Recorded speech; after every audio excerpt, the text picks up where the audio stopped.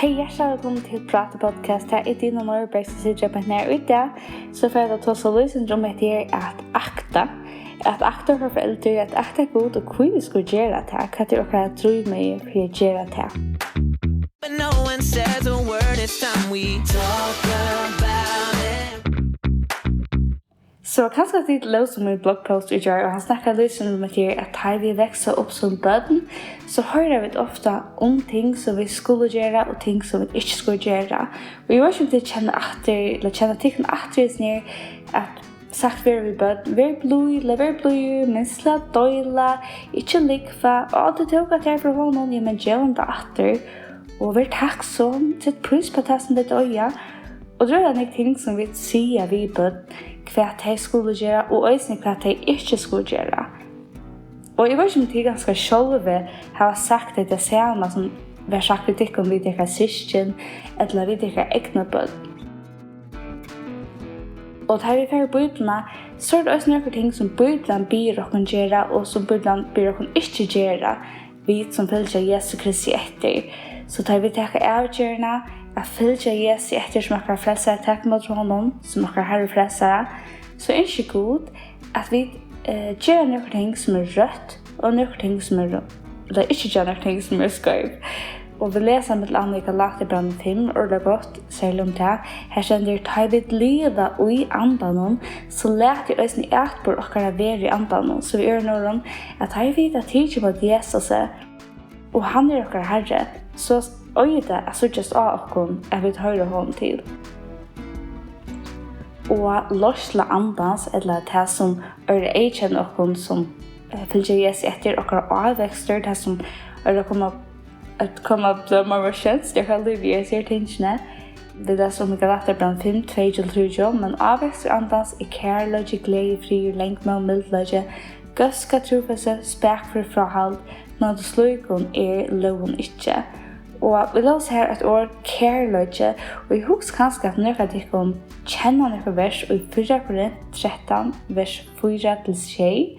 Her kjenner kærleikin er lengmøyer, er milder, kærleikin ber ikke øvund, kærleikin reipar ikke, kærleikin blast ikke opp, han ber seg ikke sømlig av, søker ikke dekna, gormer ikke ag, tilrakner ikke dittla, han gledes ikke iver øratvise, men gledes i sannlaga. Han brøyer iver alt, tror at han våner alt og tåler alt.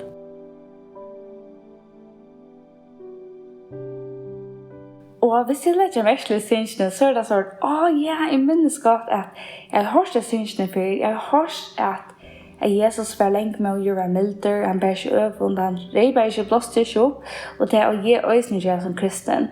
Og hvis vi er ærlige, hvis vi er eldre, ikke bød, men eldre og ung, vi kunne godt innrømme at vi glemmer øyningstingen til vi just eldre. Og som vi eldast, så er vi kanskje ikke foreldre som minner oss å ha gjør hattar og ikke gjør hattar. Men vi tar sånn de åndelige kristne brødre og søstre i herren som kunne hjelpe oss og okkara løy sammen med herren. Og så har vi et øyne andagod som bor i oss. Og andagods er ikke løy i oss gods ved at vi leser Guds ord og be og ha samtidig ved herren.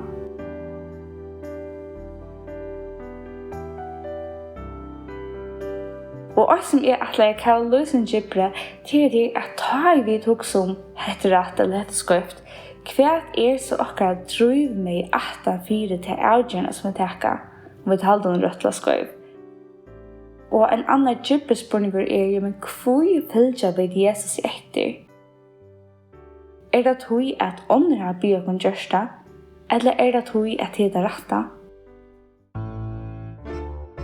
Som bøden så akter vi okkara foreldre til at de sier at gjør hetta eller ikke gjør hetta, og alt og kontor vi høyre er til jeg sier det, eller til mamma sier det, eller mamma sier det, og så visste man om at de akta.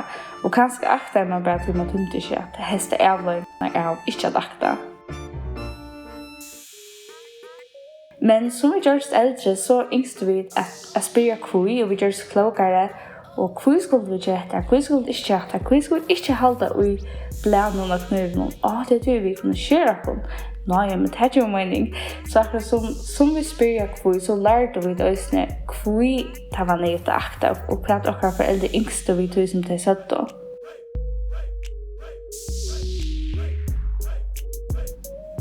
Og jeg halde også at gjøre det godt at som kristen også at rannsaka og sjálv etter, lukka som vi gjør det ta vid våre bøtten og blir eldre, og lukka som spyrir oss sjálv hva drívur min aftan for avgjørende som jeg tækje, hvor fylgjer Jesu, hvor gjør jeg hetta eller hvor gjør jeg ikke hetta.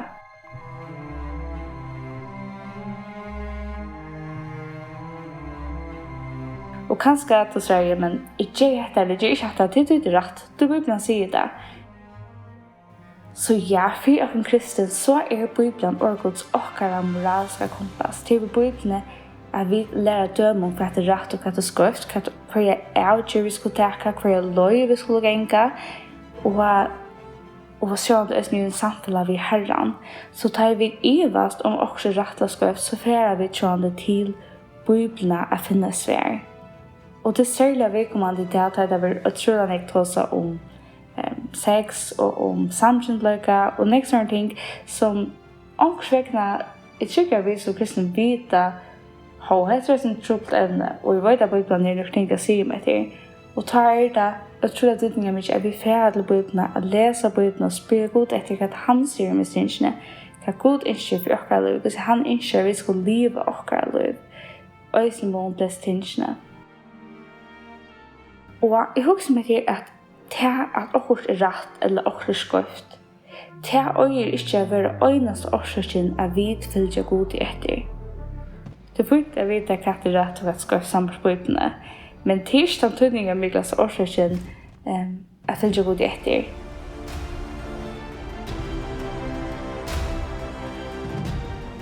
Den týdningarmikil årsaken at fylgjer god i etter tog at vi elskar god.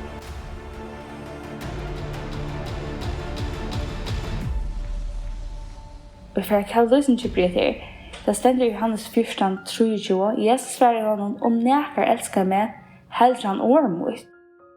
Så Jesus sier at om onker elskar meg, så følger han meg etter. Han elskar mot ord, han elskar Bibelen, det som Bibelen sier, han ikke gjør det stender her. Og alt det som vi av sånn gjør for god, det som virkelig har gjort fyri han og ikke for mennesker, det har vært drivet av kærleikan, av det kærleikan som vi har til Jesus. Og da vi gjør okkurst utan kærleikan til god, så det akkurat som gjør en vending som vi ikke tøyma, og hvordan langt halda vi da inntil vi gjøvast. Jeg hørte jo min mann en dag som jeg kjøpte seg hoppeband etter å stått litt, og han det var bare simpelt så genialt, og det var godt å venja, og han hoppet band i mann, og så tømte jeg ikke mer. Så jeg hadde bare så interessant at det er en ting i høyre livet som vi kunne gjøre, men det krever mer enn bare at halda okkur er sunt eller fornuftigt å gjøre. Vi må ha en vilja og en kærlighet eller en styrke til det vi må som halda okkar liv til det som vi får gjøre. Det er smaten til okkur at kunne halda åra. Og det samme ved det kristna livet er at bare at vi vita at okkurs er skeivt i høttunum. Det er ikke noe mykje. Det er ikke det som for å gjøre at vi kunne halda åra eller halda ut at fylgja god etter uiesningene som vi vita er skeivt eller rødt. Og kun tørvar en verlig årsøk at gjøre det som er rett og ikke gjøre det som er skeivt. En større drívmegi enn bare at vita at hvort er rett og skeivt. Og det som okkur tørvar er kærleika til god. Og det som brukes nå er at Paulus skriver omkring om at det er ferdig fra den første kærleikan. Det er gløyt kærleikan til god. Og jeg husker til at det er kærleiken til god som gjør okkur drívmegi at gjøre et hvørt for han. Og så det eneste årsaken at vi kunne elska god er til at han elskar okkur først.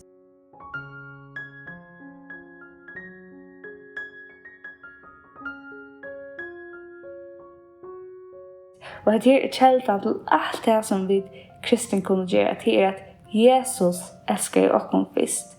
Det er hans kærleik som nøyer okkur, som drever okkur, just som tar over dryn en rutteltrappa. Man stiller seg en rutteltrappa, og man kan ikke lette være enn at bare være dryn om at jeg kan rutteltrappna. Og Paulus skriver nemlig til, han sier i 2. Korint 5:14, til kærleik Gud tvingar okkur. Så det Guds kærleiki som drever okkon, som tvingar okkon, akkurat som en rutteltrappa drever okkon. Såleis drever Guds kærleiki okkon til han, og det drever okkon øysen ui at innskja at tjene honom og gjøre det som rætt, og ikke gjøre det som skeivt. Og som vi leser det her i 2. Korinter 5:14, så husker Paulus om Guds djupa kærleika til han. Og han kan ikke lade være ved å være drinn av Guds kærleika, og han innskjer til han, og han innskjer at akta God. Jesus sier øysene i Markus 12:30, og du skal elska Herre God din av ødlom hjertet til noen, av alle sal til henne, av ødlom hoa til noen, og alle styrke til henne.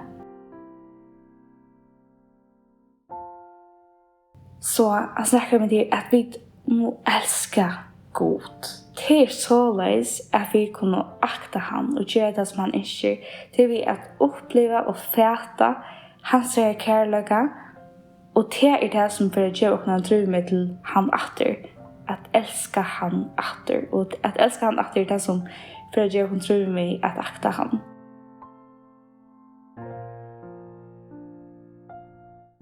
Så som at jeg menneskos kærleika og at elska han atter, gjør okkara drívmegina at gjøre eitt hvørt fyri Jesus. Lukka mykje om det at halda seg frasind, og halda seg tildekava, eller hva det kan være i tømmen ørsnån, så det som gjør okkara drívmegina at gjøre det for Jesus. Til årsøkjen er kristna enn ta megna av æsøk, tåle hætur og spott og tau gledast. Og jeg husker øysene om andre ting i okkara livet. Jeg snakker vi om metalanek tryggvande i førjene i det, som styres vi ting, som kan styres vi ofta jenter som styres vi pornografi, ting enn for teater, ofta det som kommer ofta opp. Og hva det som kan gjøre okkara en drívmegi at bråta tann sirkelen at vende okkara fratog, jo det okkara kærleiki til God, der vi ikke at livet nøkron som ser han, vi ikke at livet nøkron som han ikke innskjer fyri okkon. Så kærleikin til God det fyrsta, og så det øysen gjeva seg iver til God, og bli handgrupp inn i okkara liv, så vi kunne bråta at han sirkelen i synd som vi ofta træler under. Vi også øysen om andre ting som øvensjuk og bæktal, til nekvar synder som vi kunne styres vi, og trykker vi at det som veven ut ur det som ønda sirkelen at minnas Guds kærleika. Og jeg tykker også til tog at Gud byr okkon færa om morgenmøte og minnast han, at minna hans deia krossen eller breibrøding, eller sånn da.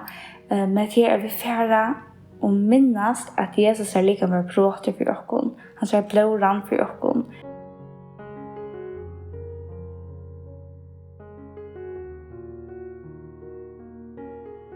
Og jeg hadde det så fantastisk at kunne minnast. Og kurset for meg, jeg føler som jeg har brug for det hver vik, og jeg minns det var en sondag nå.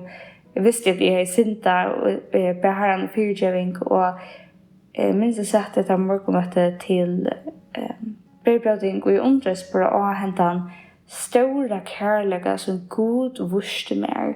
Og det ble så størst for meg Hetta, at Gud har valgt å fyrtjøve meg, og jeg snitt hæsa sintene.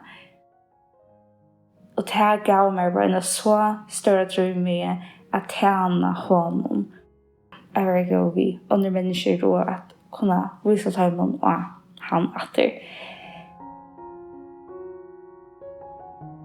Jeg husker meg til at det som jeg ikke at jeg skulle takke vi fra denne podcasten bare det at okkon tørver møyra enn bare vita at okkon skeivt og okkon rætt. Okkon tørver kærleika til God, at vi ikke gjør noen ting, eller det som vi setter om for det, til vi elsker han, og også til vi vet at han byr oss gjøre sin tingene, til han ønsker oss det beste. Så tykker jeg sier tingene at kærleika til God, vi det som gjør oss gjør meg, og jeg vet at det som han sier, gjør han oss det beste. Tusen takk for at du lurte av etter Prate podcast, at det var det som vi heier og i det. Og jeg ordet gjerne etter dikken at følger vi hjemme her kommer bloggposter ut av og jeg Facebook og Instagram og Milon. Og om ikke så lenge så får vi ha et tiltak som heter Girls Night 2021. Vi tar det også til 2019. Det var superspennende. Og ordentlig oppbyggende tar vi til VAKURLEIKI, og i år så får vi ha en Kærleiki, så sentrum det som heter oss med det. Og tilmeldingen åpner 2. september til amerska plass, til gratis, til alle hjertelig velkomne. Unger som eldre. Og de kan lese mer om det av hjemmesynet www.vakurleiki.FO. Ja, vi synes atter, eller høyrast atter av podcasten om neste torsdag. Takk for det, torsdag og vi. But no one says a word, it's time we talk